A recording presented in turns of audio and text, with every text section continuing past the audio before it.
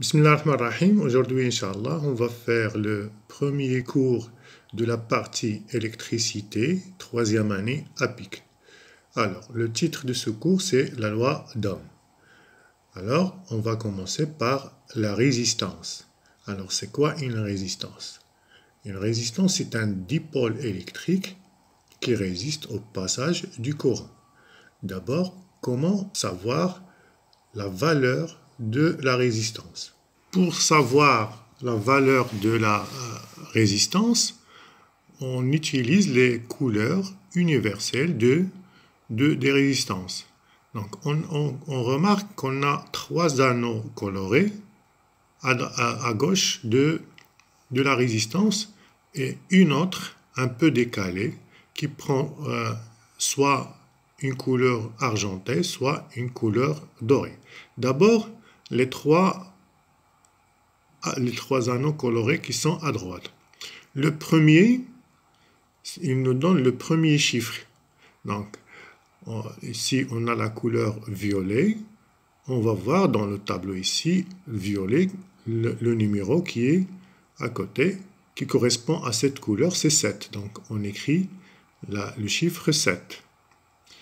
Le deuxième anneau, il est vert. Donc, on va voir la couleur verte, le numéro qui correspond à cette couleur, c'est 5. On l'écrit à côté de 7. Donc 5. Et la couleur correspondante au troisième anneau, correspond à le chiffre 3. Donc on ajoute 3 zéros à côté de 75. Donc la valeur de cette résistance est 75 000 ohms, ou bien 75 kilo ohms. Maintenant, on mesure la valeur de la résistance de tout à l'heure. Donc, on avait un anneau, le premier anneau violet, le deuxième vert et le troisième de cette couleur-là. Donc, ce multimètre nous permet de mesurer cette valeur. Donc, on a 75 et le calibre est 200 kg, c'est-à-dire il affiche 75 000 ohms, comme tout à l'heure, 75 kilo ohms. Donc on a le choix, soit utiliser les couleurs pour savoir la valeur, soit utiliser le multimètre pour mesurer la valeur de la résistance. Maintenant, on va voir l'influence de la valeur de la résistance sur la valeur de l'intensité du courant électrique. Donc cet appareil s'appelle un rhéostat. Donc il a la propriété de changer la valeur de sa résistance. Donc on va faire varier la résistance et voir ce qui va se passer au niveau de la valeur de l'intensité du courant.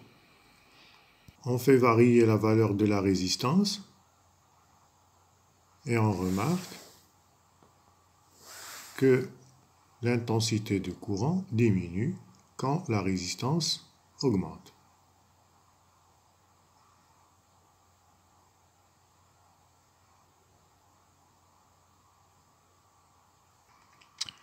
Là aussi, on va faire varier la valeur de la résistance et voir ce qui va se passer au niveau du milliampère. D'abord, on va choisir une valeur de tension.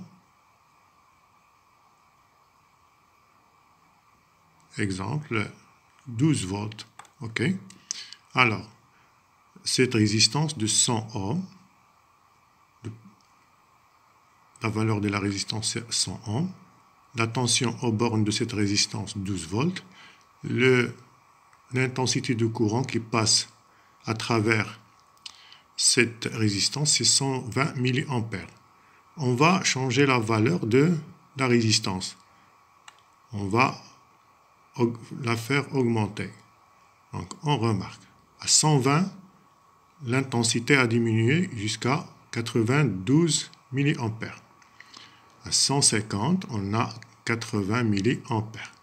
Donc, quand la résistance augmente, l'intensité du courant diminue.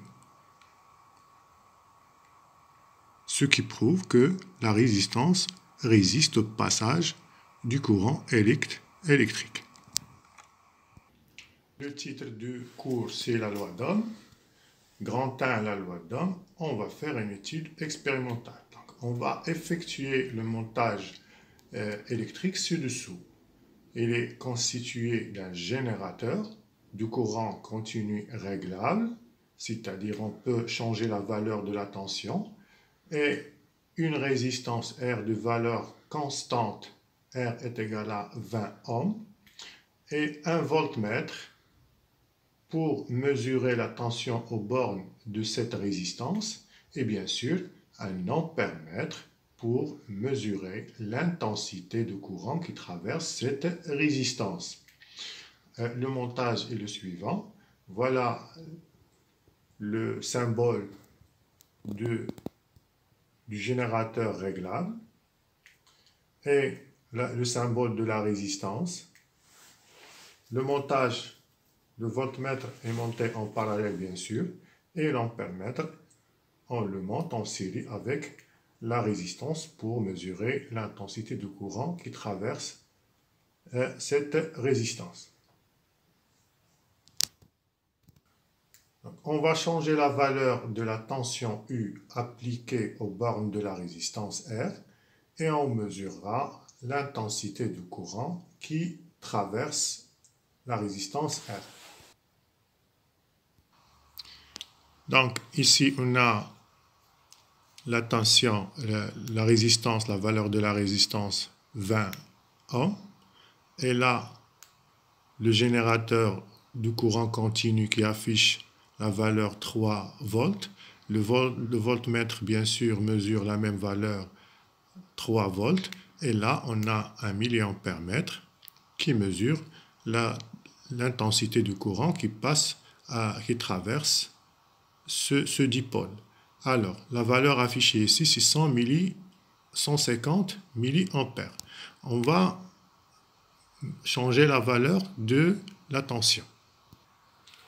Pour une valeur de tension de 6 volts, on a une valeur affichée par l'ampèremètre, c'est 300 milliampères. Donc maintenant, le voltmètre affiche 9 volts, donc on a changé la tension aux bornes de la résistance et aussi on a 450 milliampères, c'est la valeur affichée par l'ampèremètre.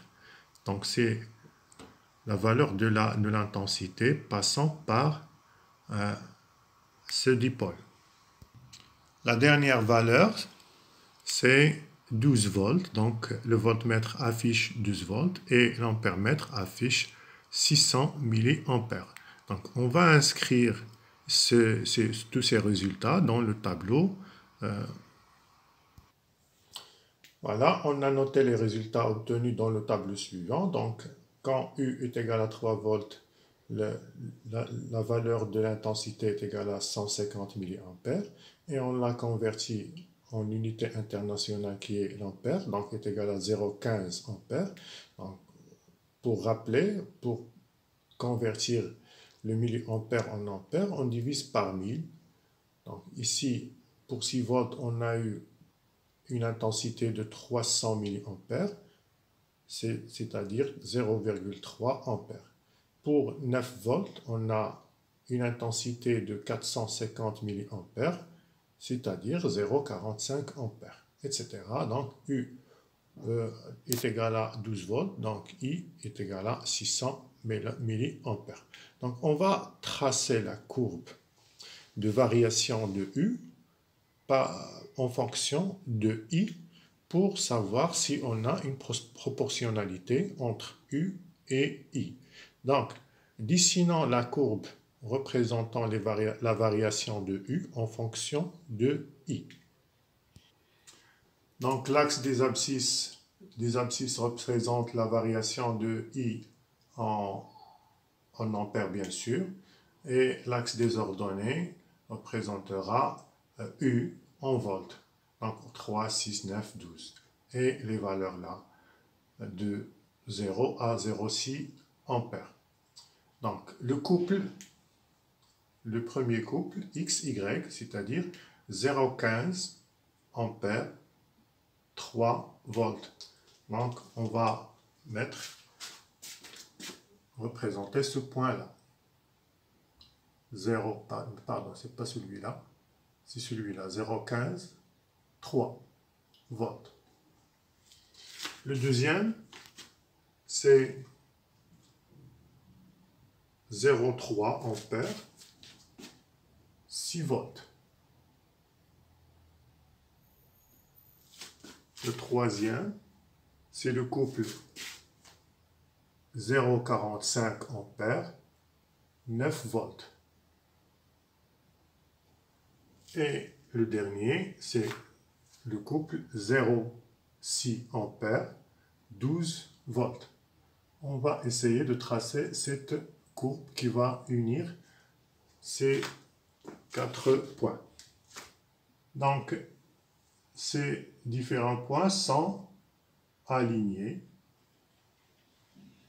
et la courbe est sous forme de droite passant par l'origine du repère. Donc c'est clair, on a une proportionnalité entre U et I.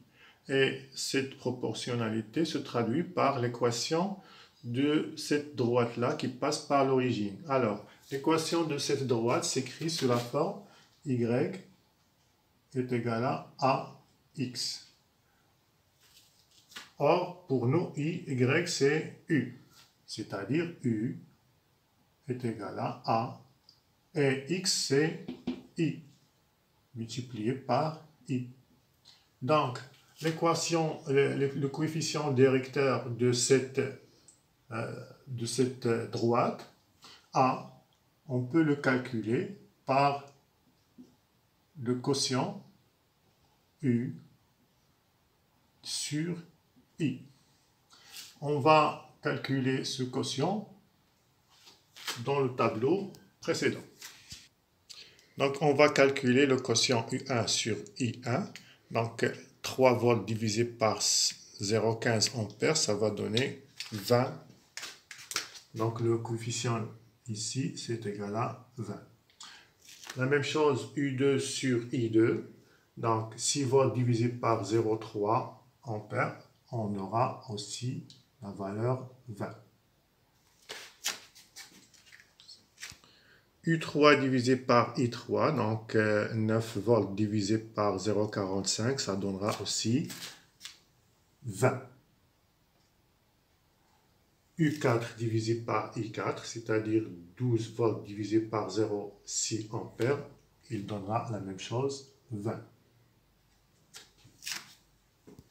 Donc le coefficient de proportionnalité, A est égal à U sur I, on a trouvé qu'il est égal à 20. Et 20, c'est-à-dire on peut écrire U est égal à 20 fois I. Alors, ce 20-là n'est autre que la valeur de la résistance R est égale à 20 ohms. Ce qui veut dire que le coefficient de proportionnalité n'est autre que R. Donc, on peut écrire cette relation sous la forme U est égal à R multiplié par I. Donc, comme observation, on observe que la courbe obtenue est une droite passant par l'origine du repère. Donc, on a une proportionnalité entre la tension électrique aux bornes de la résistance U et l'intensité du courant I traverse la résistance. Cette proportionnalité s'exprime par la relation U est égal à R multiplié par I. Petit 2, conclusion. D'abord, c'est quoi un conducteur ohmique? On appelle conducteur ohmique tout composant électrique transformant l'énergie électrique totalement en énergie thermique et caractérisé bien sûr par une résistance notée R. Puis, on appelle la courbe de variation tension-intensité caractéristique de la résistance. Donc cette courbe-là, c'est la caractéristique de la résistance R qui a une valeur de 20 ohms.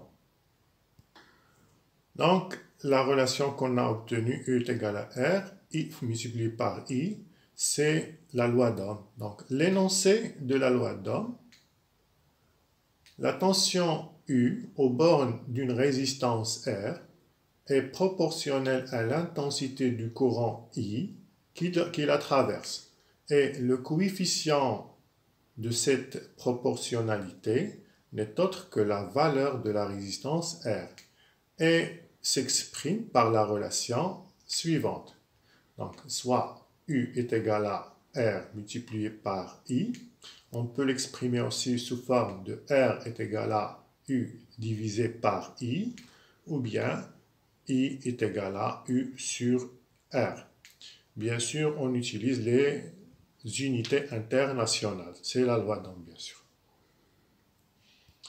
Passons au deuxième paragraphe. Donc, grand 2, les facteurs influents sur la valeur de la résistance. On va voir quelques facteurs qui ont une influence sur la valeur d'une résistance. D'abord, l'influence de la nature du matériau constituant la résistance.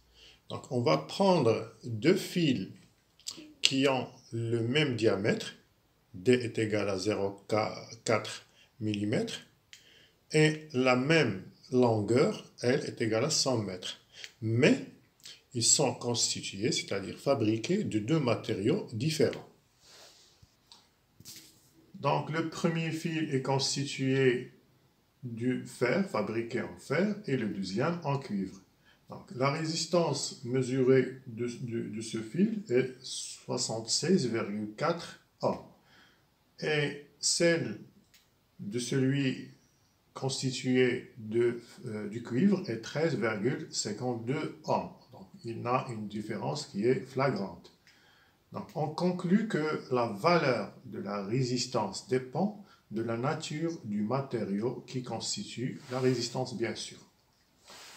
Le deuxième facteur, c'est l'influence de la longueur du fil. Donc on va prendre deux fils qui ont le même diamètre, 0,4 mm, mais constitués bien sûr du même matériau qui est le cuivre, mais qui ont deux longueurs différentes. Donc le premier fil a une longueur de 50 mètres, sa résistance R est égale à 6,76 ohms, et le deuxième fil a une longueur de 100 mètres, c'est-à-dire le double. Donc on voit que la résistance a doublé, elle est de 13,52 ohms, c'est-à-dire plus le fil est long, plus la résistance est grande. C'est-à-dire aussi que, comme conclusion, on conclut que la valeur de la résistance d'un fil augmente quand sa longueur augmente. Donc la valeur de la résistance dépend de la longueur du fil. Le troisième facteur, c'est le diamètre du fil. Donc on va prendre deux fils constitués du même matériau qui est le cuivre, qui ont la même longueur qui est 100 mètres, mais qui ont deux diamètres différents. Donc le premier a un diamètre de 0,4 mm. Sa résistance est 13,52 ohms. Et le deuxième, son diamètre est 0,8 mm, c'est-à-dire le double. Sa résistance, cette fois, n'est que 6,76 ohms. Donc on voit que la résistance diminue quand le diamètre augmente. Donc on conclut que la valeur de la résistance diminue quand son diamètre augmente. Donc la valeur de la résistance d'un fil électrique dépend de son diamètre. Donc petit 4, résumé. Donc on a ici un schéma qui représente un fil électrique. Donc le fil, il a une forme cylindrique, il a une longueur qui est équivalente à la hauteur d'un cylindre, et il a une base sous forme de disque. Donc,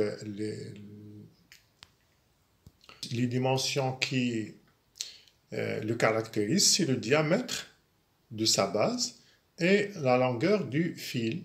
Ou bien aussi, on peut remplacer le diamètre par la section, c'est-à-dire la surface de sa base. On l'appellera la section.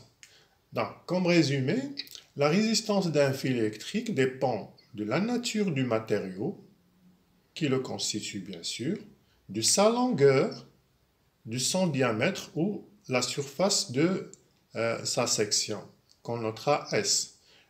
Bien sûr, l'un des facteurs dont on n'a pas parlé, c'est la température. Donc la température aussi influe sur la valeur de la résistance d'un conducteur ohmique. C'est la fin de ce cours. C'est tout ce qu'on a à savoir sur les conducteurs ohmiques ou bien les résistances.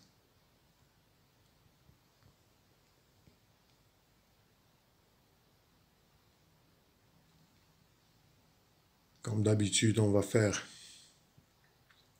une vue d'ensemble de ce cours.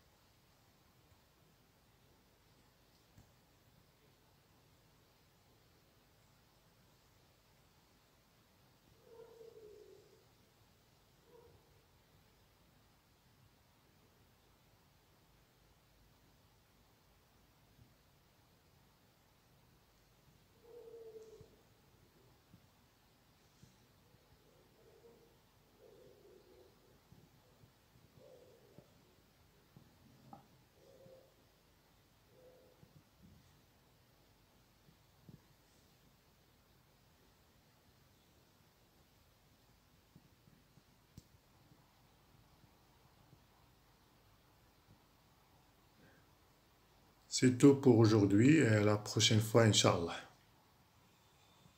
Merci.